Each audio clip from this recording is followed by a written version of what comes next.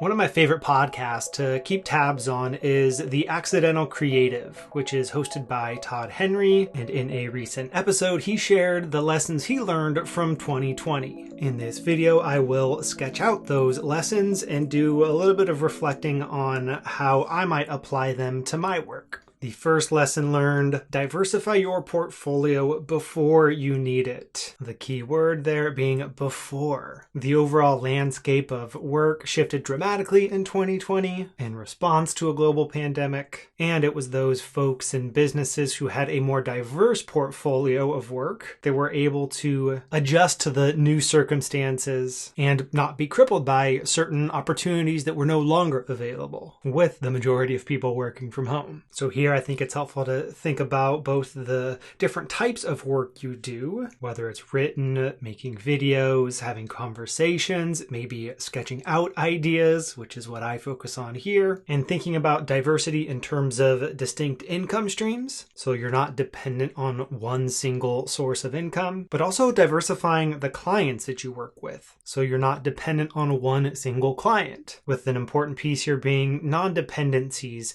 in those different types of work. And as I think about my business here, Verbal to Visual, it's diverse in some ways, but not in others. I do consider it to be diverse in the realm of clients, especially considering that in 2020, I kind of shifted Verbal to Visual's model from a pay per course model to a monthly membership model, where folks can sign up for all of the sketchnoting resources that I provide at a reasonable monthly rate. And in that sense, every new person that joins that membership, that's essentially a new client that I'm working for. So I'm kind of slowly building up to the hundreds of clients, which provides some stability if any given month, a percentage of those clients maybe decide to take their time and money elsewhere. So that Verbal to Visual membership is my primary income stream, and I want to continue building the diversity of it by attracting new folks there who want to join us as we explore what sketchnoting is all about. But I also want to strengthen other income streams over the next year and in the years to come. The second largest source of income for Verbal to Visual is YouTube, through Google's AdSense program, those 4-second ads that you might have watched before getting to this video, for example. That income is pretty small compared to membership fees, but it is something that I'd like to continue growing over time. And for me, it's always a balance between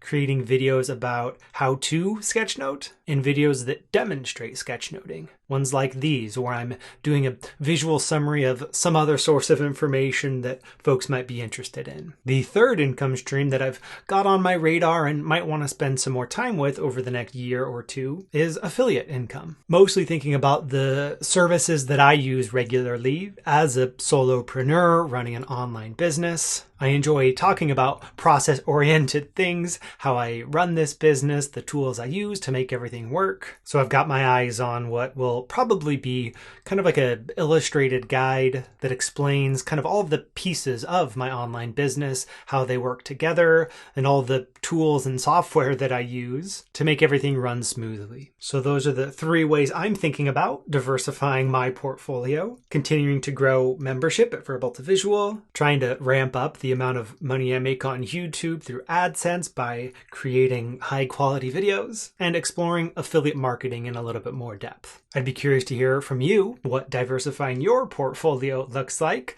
so feel free to drop that in a comment down below. Maybe waiting till you hear all 5 of these lessons, because you might have some thoughts about the ones to come as well, like this next one here. Have a break the glass strategy. Here I'm picturing a fire hose or fire extinguisher that maybe is hanging on the wall behind a glass case, where if an emergency arises where you need that resource, you break that glass and use the thing behind it. So this one's all about having emergency resources at the ready if a situation arises where you need them. For earthquakes or other natural disasters, I think of having water and food supplies on hand. From a business perspective, I think of an emergency savings account. That's something I am starting to grow. I'd like to get to the point where maybe at first I build up that savings account so that if maybe both my wife and I lose our sources of income, we have enough set aside to meet all our needs for 6 months. That could be a resource we tap into if the situation arises that gives us some time to get back on our feet and make plans for the future. So that's an example of kind of financial resources behind that glass. I also think about people resources that might be behind that glass. Who are the folks that you might be able to reach out to if, for whatever reason, you maybe aren't able to do the work you planned on doing? What support systems might you tap into? And here I think about folks who have been longtime members of Verbal to Visual, folks who have shown an interest in sketchnoting over a pretty long period of time, and folks who have engaged with kind of the various forms of community that have existed over at Verbal to Visual over the past 5 years, who might be invested in keeping it going. I might be reaching out to some of those longtime members pretty soon here as I think about a paternity leave that I'd like to create for myself. My wife is pregnant with twins due in early April, so I'd like to step back a little bit from my responsibilities. And I'm already imagining folks who might want to step in here and there to help keep the momentum going with the activities and conversations that are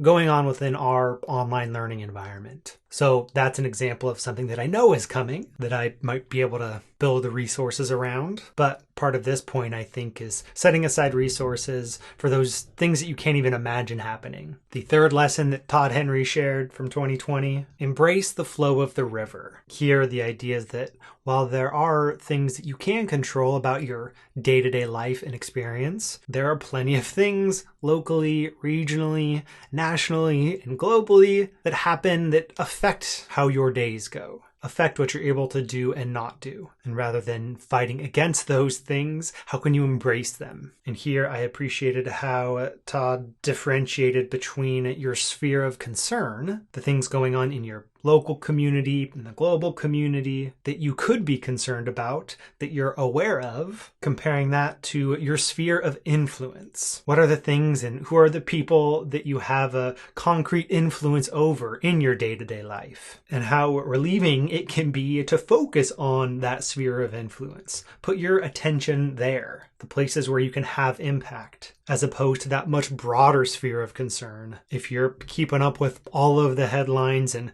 trying to have all of the conversations with all of the people online. Back before I quit Twitter and Facebook earlier this year, I often got caught in that loop of regularly checking those places, seeing news or opinions from acquaintances or people I follow there, getting emotionally engaged in one way or another, wanting to have a conversation or shift people's mind in one direction or another. And as you might imagine, you can really waste a lot of your time thinking about those things or maybe actively having those conversations, which isn't to say that those don't need to be had, rather that it is thinking about where you are most likely to have impact, paying closer attention to where your sphere of influence actually lies. So as I think about my sphere of influence, specifically with the work that I do here at Verbal to Visual, we've got the folks who have signed up for a membership at Verbal to Visual, folks who are developing and using their sketchnoting skills. I enjoy spending time in that space every day,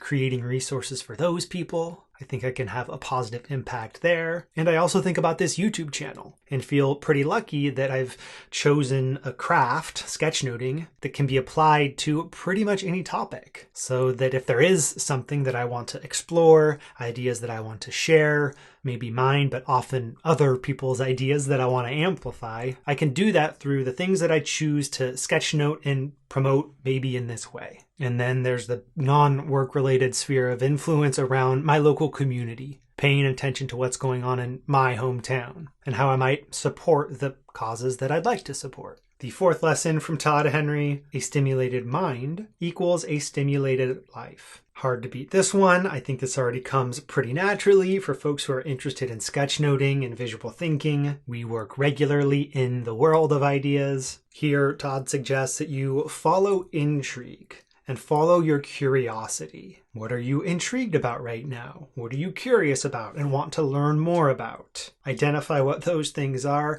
and set aside specific time to learn new things. And again, this is great for sketchnoters because we have these visual tools that we're building to help us learn new things. Summarize information, remember it ourselves for the future, or maybe create something that allows you to teach those ideas to other people. And the fifth and final lesson that Todd shared, don't judge people by your measure for yourself. This stemmed from most of us working from home for a large chunk of the year, where it became very quickly apparent the differences in everyone's home life, the other people and responsibilities, and recognizing that other people have burdens that you yourself don't experience. And because of that, giving grace to those around you. I really hope that that grace extends beyond the time during which the pandemic is of major focus, because even when there's not a global pandemic going on, different people have different burdens on their life. And oftentimes those unique burdens exist not by the fault of that person.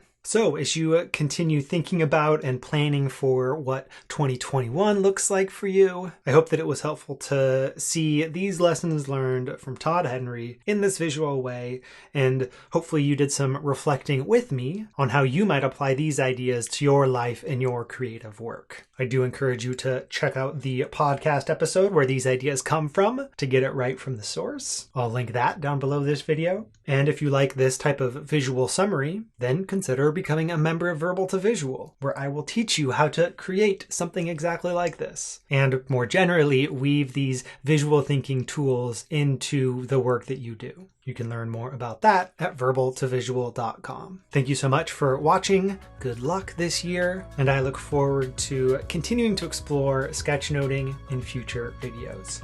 Till next time.